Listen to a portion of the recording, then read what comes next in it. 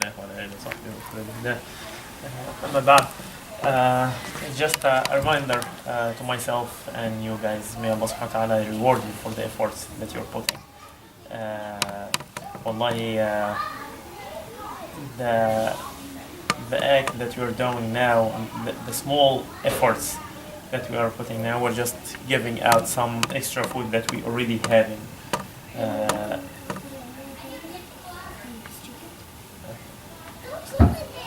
So this small help in the scale of Allah subhanahu wa ta'ala is so heavy. The Prophet Muhammad sallallahu alaihi wasallam and Sayyidina Abdullah ibn Abbas narrated. And actually Sayyidina Abdullah ibn Abbas remembered this hadith after the death of the Prophet Muhammad sallallahu alaihi wasallam, when a man came to Sayyidina Abdullah ibn Abbas asking him for help. At that time he was making i'tikaf in the masjid of the Prophet Muhammad sallallahu alaihi wasallam. And you can imagine the reward of making i'tikaf in the masjid of the Prophet Muhammad sallallahu alaihi wasallam, where every single salah is multiplied by 1,000. So your salah is already every single rak'ah is 1,000 rak'ah. Every salah is 1,000 salah. So your dhuhr prayer is 1,000 dhuhr prayer. Your two rak'ahs at night is 2,000 rak'ahs at night. And when someone came to him asking him for help, he left the masjid and went with him. So one of the Muslims told him, "Oh Ibn Abbas, aren't you in i'tikaf? Is that okay to leave your i'tikaf?" Of course it's not okay. He said, "Inni sami'tu Rasulullah sallallahu alayhi wa sallam wal ahdu bihi qareeb." I hear my messenger sallallahu alayhi wa sallam. And once he remembered, or he mentioned the Prophet's name, he just started tearing. I heard him saying, لأن أخرج في حاجة أخي المسلم خير لي من أن أعتكف في مسجدي هذا شهرا قضيت أم لم تقض. If I just went out to help any Muslim in any matter, that's better than to stay making i'tikaf in my masjid for 1 month, a continuous month. Whether I was really successful in this helping or no. قضيت أم لم تقضى. Imagine that, like, you're going with him, he has problem with his family, or problem in his work, problem with any other person that he owes money to, or anything like that, and you ask him, and he said to him, "No, go back," you got the reward. So whether you solved their problem or no, whether you made their life easier or no, you got the reward. You got it. Since you put the efforts, you're dealing with the most generous, Allah subhanahu wa ta'ala. The Prophet Muhammad sallallahu alaihi wasallam also in the other authenticated hadith saying, "Man faraja عن مسلم كربة من كرب الدنيا فرج الله عنه كربة من كربات يوم القيامة." Whoever, of course, and the word Muslim here is not just limited for the Muslim, because we have another hadith which generalized this word, but the Prophet Muhammad ﷺ is talking in a Muslim community.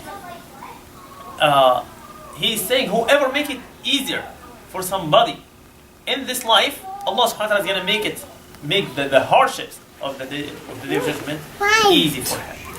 And you can compare the hardships of the day of judgment and the hardship in this life. Imagine what type of hardship that we have in this life. You can never compare it to just passing over the sirat, passing over Jahannam. When the Prophet sallallahu alaihi wasallam will forget about his family, will forget about Khadija and Fatima. When Isa ibn Maryam will forget about Maryam. So imagine the situation. Allah is going to make it easy for you because of just a piece of bread that you gave it to a poor. You just said a nice word to somebody. You made his day, like you made his life easier by just saying a good word or giving out some food. The Prophet Muhammad sallallahu alaihi wasallam saying, "أطعموا الطعام," feed, give the food. أطعموا الطعام وصلوا الأرحام, and connect the relatives. First actually أفشوا السلام وأطعموا الطعام, like spread peace and feed give out the food and connect your relative and pray at night, you will enter Jannah peacefully, easily. Just by those easy things. Whenever you're going out, you're spreading out peace. Whenever you see a poor, you're just trying to do something to him. You just pass out. Just try to give out something. Anything. And connect your relatives. So the Prophet Muhammad is asking the Muslim to be positive in his society. Not just to be a person living, does not care about the society he is living in. No.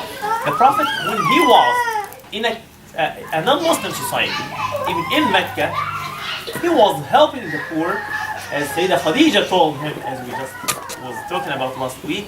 He was helping the poor, giving the needy, being so generous to all guests, helping anyone who got oppressed from any other person. So he was helping all of them, while whether or not they're Muslims. Allah subhanahu wa ta'ala, when he said in the Quran, وَيُطْعِمُونَ الطَّعَامَ عَلَى حُبِّهِ مِسْكِينًا وَيَتِيمًا وَأَسِيرًا. They are giving out the food to the miskin, to the yatim, to the asir. If you were not able to understand the word miskin, could be non-Muslim. The word asir has to be non-Muslim.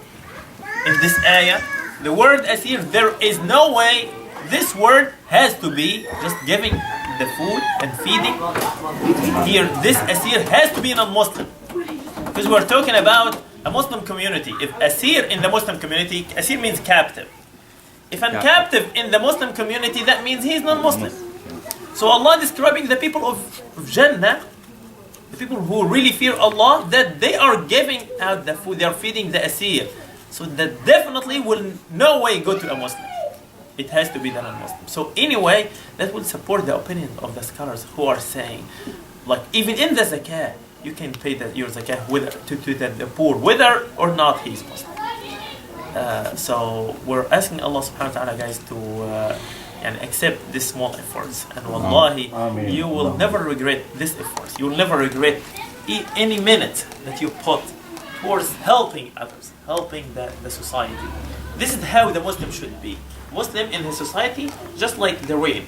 Whenever it falls, it brings out the good. The rain does not know whether the person who is under me is a good or he's a bad. It showers everybody under this rains. The Muslim is as the Prophet Muhammad ﷺ as the palm tree. Whoever will get anything from the palm tree, he will get something good. Anything in the palm tree. If you're really knowledgeable about the palm trees, there's nothing you throw from the palm tree. So this is how the Muslim should be. Just beneficial to his society.